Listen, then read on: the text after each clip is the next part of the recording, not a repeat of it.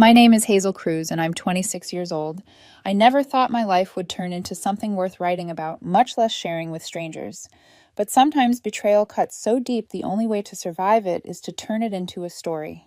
Maybe if I tell it, I can finally put it behind me. Up until last year, I thought I was in a strong, steady relationship with my boyfriend Vincent, also 26. We had been together since college, 4 years of shared dreams, late-night study sessions, and whispered promises about the future. He was studying communications when we first met while I was finishing my business degree.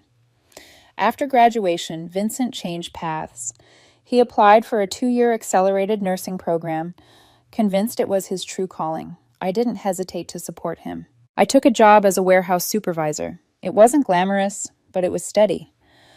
While Vincent buried himself in textbooks I carried us, rent, groceries, gas, tuition, top-ups, even his endless stack of nursing manuals, I paid for them all. I told myself it was temporary. Love meant sacrifice, right? And when he finally graduated, I'd be by his side, proud and ready for the next chapter. I even daydreamed about proposing to him after his pinning ceremony. Those years weren't easy. There were nights I came home bone-tired, hands blistered from inventory runs, only to find Vincent asleep at his desk, highlighters scattered across medical diagrams. I'd tuck a blanket around his shoulders and think, it's worth it. He'll be a nurse soon, and we'll build a future together. But 8 months before everything collapsed, Vincent discovered TikTok. At first, I thought it was harmless. Who didn't like a silly dance video after hours of studying? He'd laugh at goofy trends, experiment with filters, lip sync to pop songs. I'd even hold the phone sometimes while he filmed. It seemed like a stress relief for him. Then his content started to shift. One night in September, I came home from work and dropped my keys on the counter, exhausted. Vincent was in the living room with the ring light on, holding up 2 outfits. One was my worn gray hoodie and loose sweatpants. The other a tight black dress I'd never seen before. "Hey, what's this for?" I asked, half smiling, though a pit formed in my stomach. "It's a trend," he said, quickly, barely glancing at me. "My girlfriend style versus nursing school goals. Everyone's doing it." I watched him film himself. First, he held my hoodie at arm's length, scrunching his nose in disgust. Then he slipped into the sleek dress, flashing a wide grin. He added text over the hoodie clip.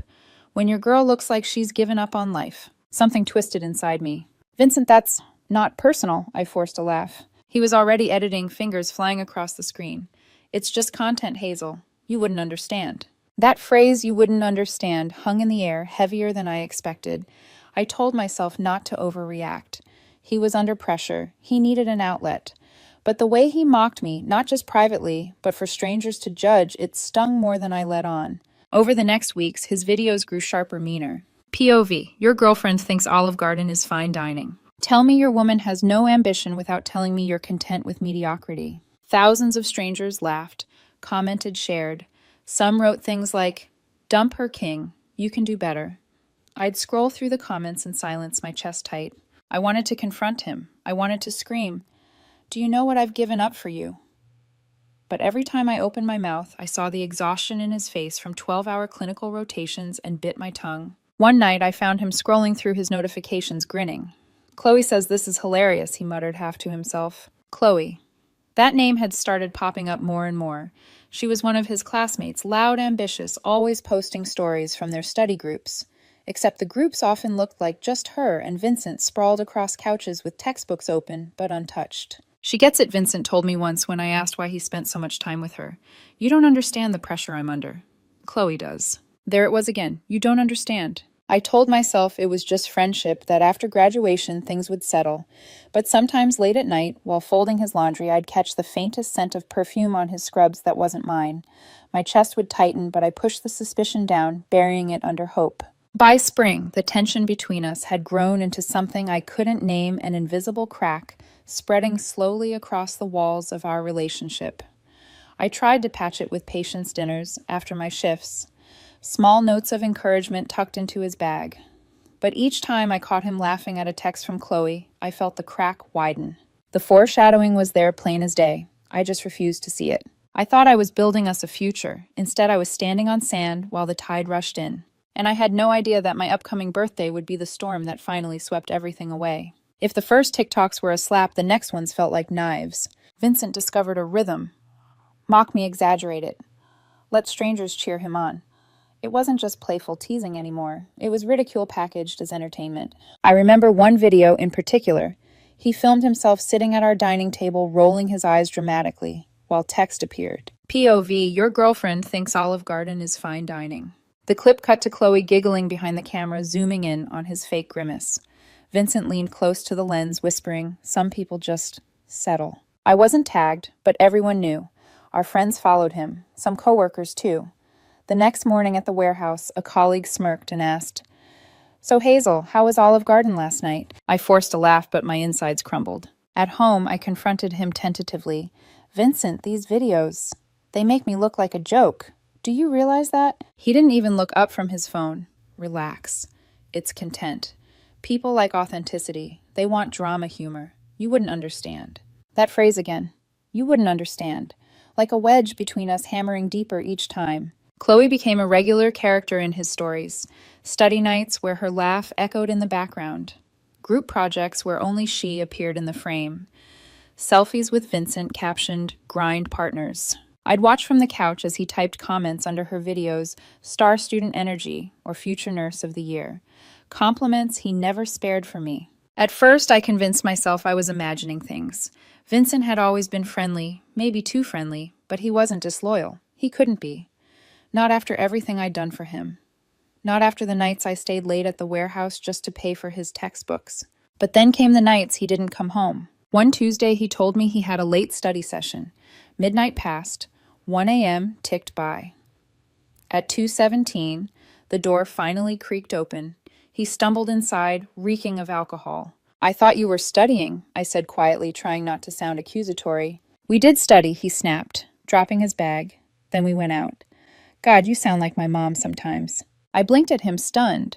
"I'm just confused. You told me you needed to focus on finals." He smirked. "Chloe gets it. She's in my program. She knows the pressure I'm under." The way he said her name like it carried some secret melody only they shared made bile rise in my throat. I wanted to scream, "I get pressure too. I work 50 hours a week to keep us afloat. I pay for the roof over your head. Who do you think makes your life possible?" But instead I swallowed the words. I told myself graduation is coming. Things will settle then. He'll remember what we are. Still doubt crawled through me. At work, I'd catch myself zoning out while scanning barcodes, hearing Chloe's laugh echo in my head. At night, when Vincent showered, I'd stare at his phone on the counter, my hands itching to check it. I never did. Maybe I was afraid of confirming what I already knew. One night, he left his phone face up on the couch while he grabbed snacks. A notification lit up the screen. A selfie from Chloe, tongue out 2 fingers in a peace sign. Caption, "Study break." My chest squeezed so tight I thought I might actually faint. When he sat back down, I forced myself to look away, acting as if I hadn't seen. The cowardice burned, but so did the silence. Our apartment became a stage for a play I no longer recognized. Vincent dressed sharper cologne, heavier energy buzzing, like he was living a double life. He'd scroll through TikTok, laughing too loudly at Chloe's comments. When I asked if he wanted dinner, he'd wave me off. "I'm not hungry." We ordered takeout at Chloe's. Even his clothes smelled different notes of floral shampoo clinging faintly to his scrubs. At work, my manager noticed me faltering. "Everything okay at home?" he asked gently. I nodded too fast. Words caught in my throat. What could I say? That the man I built my future around was slipping through my fingers, laughing, as strangers told him to throw me away. Still, I clung to hope. Graduation was only 2 months away. Surely, once the stress lifted, we'd reset. We'd celebrate his success together, maybe even finally talk about marriage. But as spring bled into April, that hope felt more and more like trying to carry water in my hands. It leaked through, no matter how tightly I pressed my palms. The cracks were spreading, unstoppable. I should have known the storm was coming. But the truth, I never expected it to hit me on my birthday. April should have felt like a fresh start. Spring air drifting through open windows, warm sunlight spilling across the floor, the smell of lilacs in bloom. Instead, it felt like I was bracing for something I couldn't quite name. My 26th birthday landed on a Saturday, and for the first time in years, I wanted to celebrate. Nothing extravagant, just a small gathering in our apartment. Pizza, drinks, laughter. A night to remind myself I wasn't just the tired warehouse supervisor paying the bills. I invited my closest friends Nina and Carla from work, plus my longtime buddy Alex. Vincent insisted on inviting some of his classmates. They're fun, they'll liven things up, he said, scrolling absently through his phone. My stomach tightened when he added Chloe to the list, but I bit my tongue. Refusing would only make me look insecure. The evening began gently enough. My friends arrived with beer and a cake decorated with lopsided lettering. Happy birthday, Hazel. We played music low, the kind you could still talk over. Someone popped open a bottle of cheap wine and laughter bubbled like it was supposed to. Then Vincent emerged from our bedroom. He looked like he was heading to a nightclub, tight shirt, sharp cologne. Hair styled like he'd spent an hour perfecting it. I glanced down at my own simple dress, suddenly feeling underdressed in my own home. When Chloe arrived, all teeth and perfume, the air shifted. She brushed past me with a chirpy, happy birthday before beelining to Vincent's side. From then on, she clung to him like a shadow. I tried to ignore it. I poured drinks, handed out slices of pizza, forced smiles.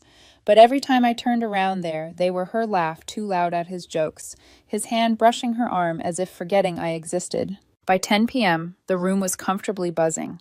Nina was recounting a story from work. Alex was locked in a debate about sports with one of Vincent's classmates. For a brief moment, I let myself breathe. Maybe it wasn't as bad as I feared.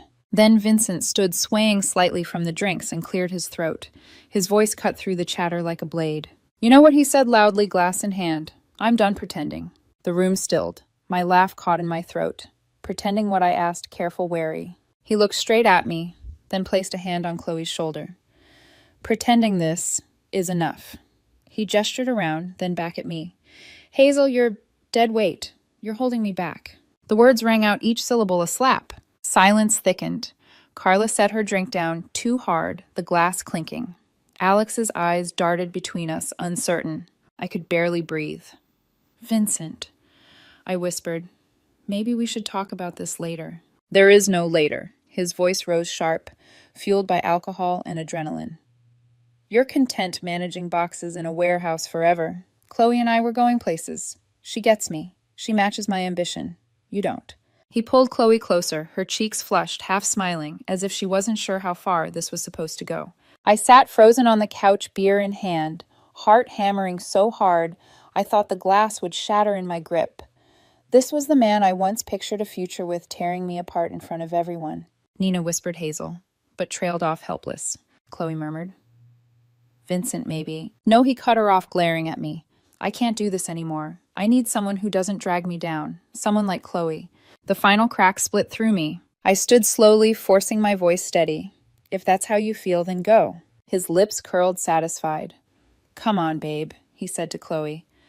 The word babe, like a dagger, twisted into my ribs. He slung an arm around her, guiding her toward the door. They left, just like that. The click of the door shutting echoed louder than any slam. For a long moment, no one spoke. The music kept playing softly, absurdly cheerful against the devastation. Finally, Alex muttered, that was messed up. Nina touched my arm. Hazel, I'm so sorry. I swallowed hard, blinking back tears. It's fine, I said, though my voice cracked. Can you help me pack his stuff? They exchanged glances, but didn't argue. We moved quietly, gathering Vincent's clothes, his textbooks, his cologne bottles, the little trinkets he'd left on shelves. Every item felt like peeling off a layer of skin, but I kept moving. By 2 a.m., his belongings sat stacked neatly by the front door. My birthday cake sat untouched on the counter, the candles never lit. I changed the locks the next morning. For the first time in years, Vincent Cruz was out of my home, out of my life, or so I thought. The morning after my birthday felt strangely quiet. No hangover, no headache, just an emptiness that rang in my ears like static. I brewed coffee in silence, staring at the boxes stacked by the door. Vincent's clothes, his nursing manuals, the cologne that used to linger on my pillow. Every piece of him now sat outside the frame of my life. At noon, I called a locksmith. By 2 o'clock, the locks were changed. I placed his boxes neatly on the porch with a note taped to the top. Your key is in the blue box. Please don't contact me. Then I blocked his number. Blocked him on every platform. One by one, I erased him from my digital world until only his ghost remained in memory. For 10 days, there was silence. I almost believed he had accepted it. Then the text began. Not from his number, he was smarter than that, but from numbers I didn't recognize. At first, they were short. Hazel, we need to talk. You can't ignore me forever. I made a mistake. Please. I blocked each one, my thumb tapping report spam like a reflex. The messages kept coming. Some long, some frantic. Sometimes he used a friend's phone. Sometimes it was clearly him, sometimes I wasn't sure, but always the same desperate tone. I never replied. At work, I forced myself to focus on schedules and shipping manifests. But at night alone in the apartment, I wondered, was he truly sorry? Or was he just angry that Chloe's attention wasn't enough? I got my answer sooner than expected, through whispers. Nina came over one evening, her expression guarded. I don't know if you want to hear this, she began, setting down takeout. But word is Vincent and Chloe got expelled. I froze chopsticks halfway to my mouth. Expelled. She nodded. Finals week. They were caught cheating, selling test answers to classmates. Zero tolerance policy. They're out. No degree. Nothing. For a long moment, I just stared at her. The image of Vincent, drunk on ambition, laughing with Chloe at my birthday, replayed in my head. We're going places, he had said. Now those places had vanished like smoke. 2 years gone, Nina added softly. All that money, all that work, wasted. I leaned back against the couch, heart pounding. I thought I'd feel glee, maybe vindication. But what I felt was complicated. Relief, yes. A strange, bitter justice. But also sadness, because once upon a time I'd believed in him. Later I saw it for myself online. Someone had stitched together clips of Vincent's TikToks mocking me, deadweight girlfriend. Upgrade season. Followed by the headline about his expulsion. The video went viral, but not for the reasons he'd hoped. Comments flooded in. This didn't age well. Guess who the real deadweight was? Karma's undefeated. I scrolled through them with a hollow chest. He had made me the butt of a joke. Now the world was laughing at him. The text escalated. I know you've seen the news. Please, Hazel, I need you. Chloe's gone. Everyone turned their backs on me. You were always real. I'm sorry about your birthday. I was drunk. I didn't mean it. We can start over. Just respond. Each time I blocked the number. Each time the silence after felt heavier. By midsummer, his desperation grew. One message slipped through from an unfamiliar email. I lost everything. Please. You were the only one who ever believed in me. I deleted it. Then came the phone call. I hadn't expected his mother's voice, warm but trembling. Hazel, honey, Vincent's going through a hard time. He made mistakes, yes, but he still loves you. Can't you find it in your heart to forgive him? I pinched my eyes shut, fighting the urge to laugh bitterly. I'm sorry, Mrs. Johnson, but I've moved on. Please don't call me again. You two had such a beautiful relationship, she insisted. He just got lost. He's working retail now, saving to reapply. He needs support. Support. The word cut deep. I had already given him everything, years of paychecks, patience, loyalty. He had turned that gift into ridicule. That night I changed my number. And for the first time in months, the silence held. It was terrifying, but it was also the beginning of peace. I stopped scrolling through Vincent's wreckage online. Stopped wondering if he'd text from another burner. Stopped caring. Instead, I turned inward. To my job, my goals, my own neglected dreams. The man who once called me dead weight had become the one drowning, and I was finally learning how to breathe again. Once the noise of Vincent's desperation faded, my world became strangely quiet. For weeks, I didn't quite know what to do with it. No late-night phone buzzes from unfamiliar numbers. No motherly guilt trips begging me to reconsider. Just silence, thick, unfamiliar, and terrifying. At first, I filled it with work. The warehouse became my sanctuary. I stayed late balancing schedules, reworking supply chains, training new hires. My manager noticed. One afternoon, he called me into his office. Hazel, he said, leaning back in his chair, you've stepped up this past quarter, more than anyone else here. We're promoting you to warehouse manager. I blinked, stunned. For years, I'd been the one holding Vincent's dreams together, never daring to imagine my own advancement. And now, here it was. The raise came with more responsibility, yes, but also validation. I wasn't just dead weight. I was someone worth recognizing. The extra money helped too. By September, I signed a lease at a newer apartment complex across town. Modern, bright, with a pool and a gym I never thought I'd have access to. Carrying boxes into that space felt like walking into a life I'd built with my own 2 hands. Sometimes late at night on the balcony, I'd sip tea and look out over the city. I'd think about how Vincent used to call me settled unambitious, and yet here I was, rising slowly but surely. But rebuilding isn't just about work or walls, it's about people. That winter, my sister introduced me to someone. His name was Dylan, a 3rd-grade teacher with soft eyes and a laugh that made you want to lean closer. He's not flashy, my sister teased when she set us up, but he's solid, the good kind of solid. Our first coffee date stretched into hours. He asked me about my job, not with judgment, but with genuine curiosity. He listened, really listened. When I mentioned the consulting I'd started on weekends helping small businesses streamline their supply chains, his face lit up. "That's incredible," he said. "You're basically running two careers at once." It struck me then Vincent had mocked me for the same thing. But Dylan admired it. We began seeing each other more. Simple dates, picnics in the park, quiet dinners where conversation never felt forced. He didn't perform for attention. He didn't broadcast his life online. He was just present. With him, I felt seen, not as a stepping stone, not as content, but as a person. The contrast with Vincent was sharp, sometimes painfully so. Where Vincent's cologne once reeked of nightclub bravado, Dylan smelled faintly of chalk dust and cedar.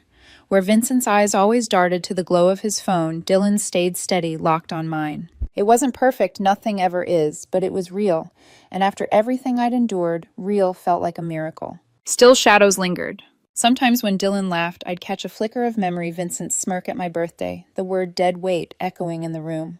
I'd wonder briefly if I'd ever fully shake that night from my bones. But then Dylan would reach across the table, squeeze my hand, and the present would drown out the past. I was healing, slowly but undeniably. By spring, my consulting side business began to grow faster than I'd planned. Word of mouth spread among small companies, warehouse supervisors who knew other struggling managers, owners desperate to save money. Weekends turned into steady contracts.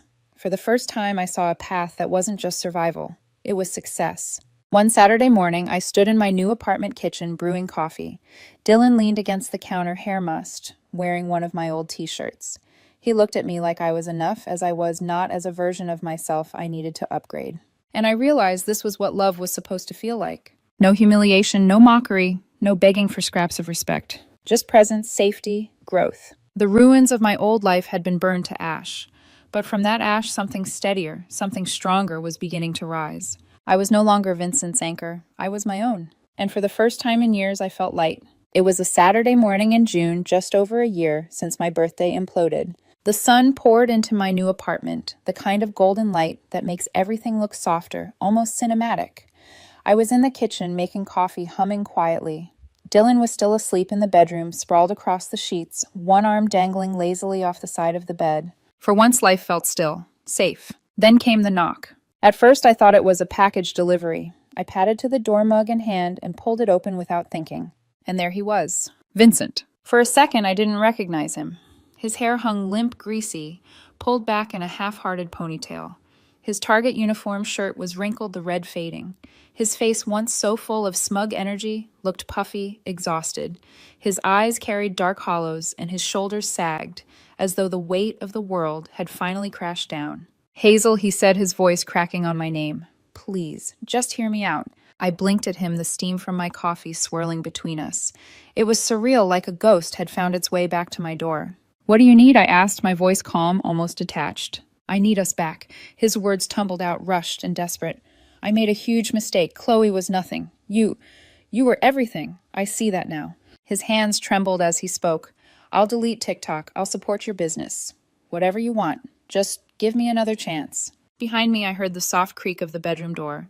Dylan's voice warm and groggy. "Babe, who's at the door?" Vincent's head jerked up, eyes narrowing. His face crumpled when Dylan appeared barefoot and wearing one of my shirts, rubbing sleep from his eyes. The silence that followed was brutal. Vincent's lips parted, but no words came out. His gaze flicked between us, realization dawning. "Hazel," his voice rose, higher, breaking. "We had plans. We were supposed to build a life together. You can't just replace me." I felt my pulse steady. For so long I had imagined this moment, wondered if I'd scream at him, or collapse in tears, or finally get the closure I'd craved. But standing there looking at him unravel, I felt nothing. No anger, no sadness, no longing, just emptiness, where love used to live. "Ma'am," I said quietly. Formal, almost cold, "I need you to leave now." He stared at me, stunned, like the word ma'am had slapped him harder than any insult could. Dylan stepped closer, protective but calm. "Do you want me to call building security?" "Please," I said softly, my eyes never leaving Vincent's. "Wait!" Vincent's voice cracked higher. Desperation spilling out. "Please, Hazel. I lost everything. I'm back at my parents' place. No one will hire me with this record. Nursing programs won't touch me. I work retail now. You have to understand I need you. You're the only one who ever believed in me." His shoulders shook as tears filled his eyes. For a brief second, I almost pitied him. Almost. But then I remembered the night he called me dead weight, the way he had wrapped his arm around Chloe and walked out of my birthday party like I was nothing. And suddenly pity evaporated. "Security will be here in a few minutes," I said, calmly stepping back. "You should go." His eyes darted wildly, searching my face for any sign of softness. When he found none, his chest collapsed inward. He stood there for another moment, shoulders trembling, then turned slowly and shuffled down the hall. Through the peephole, I watched him pause, sag against the wall, and finally disappear around the corner. When I closed the door, Dylan slipped an arm around my waist. "Who was that?" he asked gently. I thought for a moment, then answered honestly, "Just someone I used to know."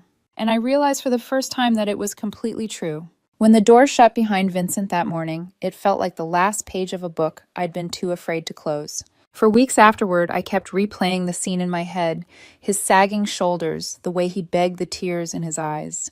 But no matter how many times the memory looped, the strangest part remained the same.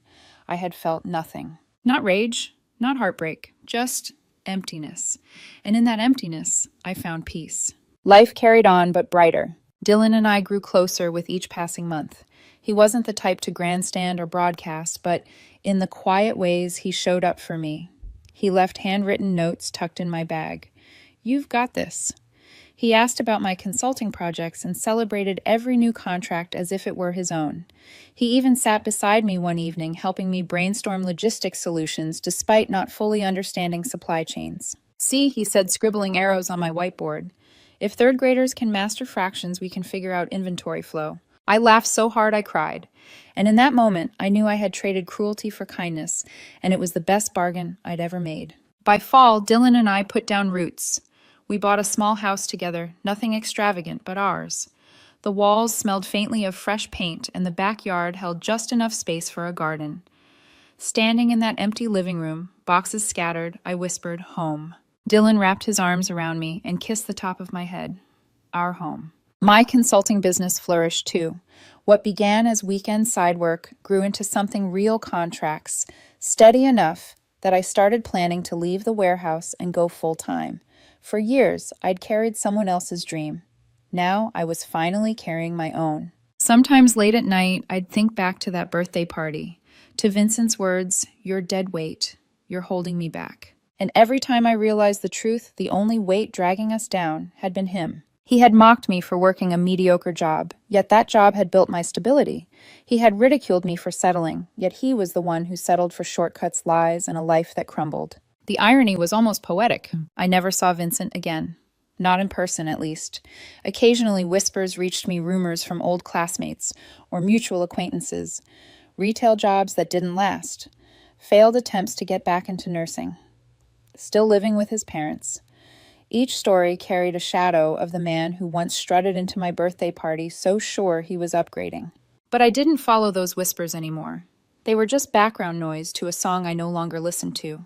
The real music was here in quiet mornings with Dylan in late nights, typing proposals for new clients in the laughter that filled the home we were building together. One evening, curled on the couch with Dylan's arm draped around me, I thought about what I would say to anyone facing the kind of betrayal I endured. And here's what I would tell them. Sometimes the best response to cruelty isn't revenge or anger. It isn't waiting for karma to strike or trying to prove your worth. Sometimes the strongest thing you can do is walk away, to let the trash take itself out while you focus on building something better. Because the truth is, love isn't supposed to feel like humiliation. It isn't supposed to leave you questioning your value. Love, real love, is steady, respectful, supportive. The person who once mocked me as dead weight is now a ghost I barely recognize. And me, I'm not the same woman who sat frozen on that couch a year ago.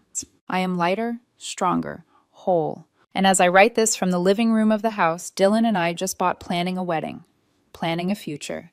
I finally understand moving beyond isn't about forgetting the pain. It's about proving to yourself that you were never the problem. The problem was them, and the solution is you.